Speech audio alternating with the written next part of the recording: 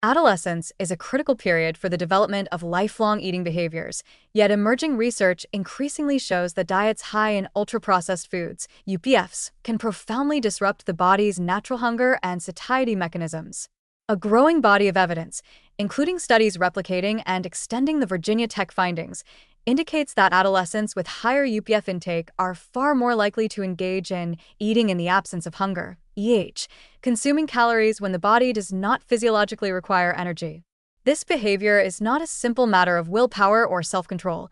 It reflects deep biological and neurological disruptions that may predispose young people to overeating, obesity, and chronic metabolic dysfunction across the lifespan. The Virginia Tech study originally highlighted that children and adolescents who consumed higher proportions of UPFs were more likely to eat snack foods after a meal, even when they reported feeling full. Follow-up studies and replications have confirmed and extended these findings, showing that the effect is particularly pronounced for foods engineered to be highly palatable, those with elevated sugar, salt, and fat content, complex flavor layering, and soft textures. These engineered foods bypass normal satiety cues by overstimulating the brain's reward pathways, creating a drive to continue eating despite adequate caloric intake.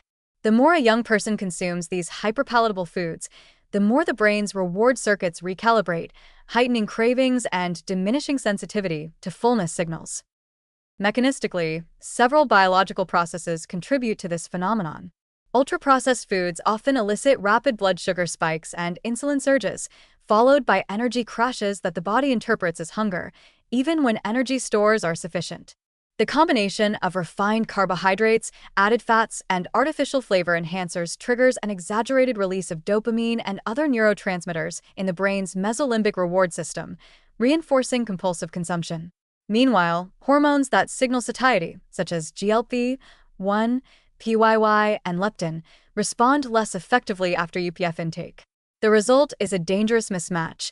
The body and brain both behave as though more food is needed even when energy requirements have already been met.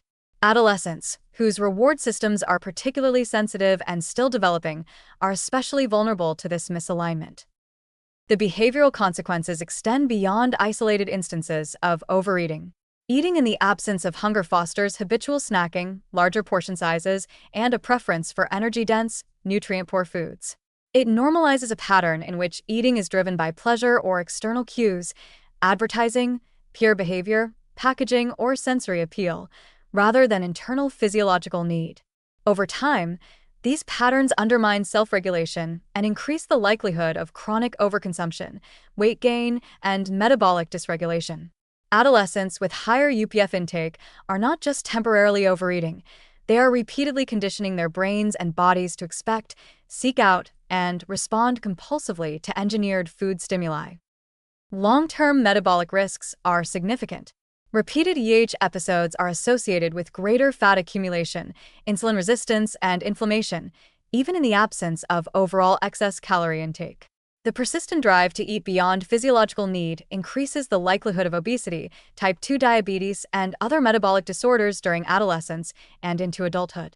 Compounding the problem, adolescents with disrupted hunger signaling may also experience impaired appetite regulation later in life, making it extremely difficult to restore balanced eating behaviors even after transitioning to a healthier diet.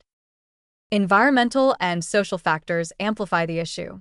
Schools, convenience stores, and home environments are saturated with UPFs, providing near-constant access to foods designed to trigger reward-driven consumption. Digital advertising, influencer marketing, and peer norms further normalize frequent snacking and overconsumption.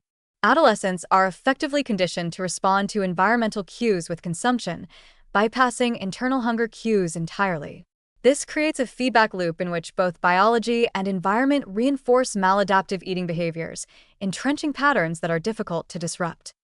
The warning is profound. High UPF intake during adolescence does more than contribute to excess caloric intake. It fundamentally disrupts the body's hunger and satiety systems, encouraging eating in the absence of hunger and setting the stage for lifelong metabolic vulnerability. Without intervention, through changes in food environments, improved regulation of UPFs, education on appetite regulation, and promotion of minimally processed foods, this behavior is likely to persist, driving an increase in obesity, metabolic disease, and disordered eating in future generations. The problem is not simply overeating. It is a biological recalibration of appetite and reward pathways that makes adolescents highly susceptible to overconsumption, with consequences that may echo throughout their lives.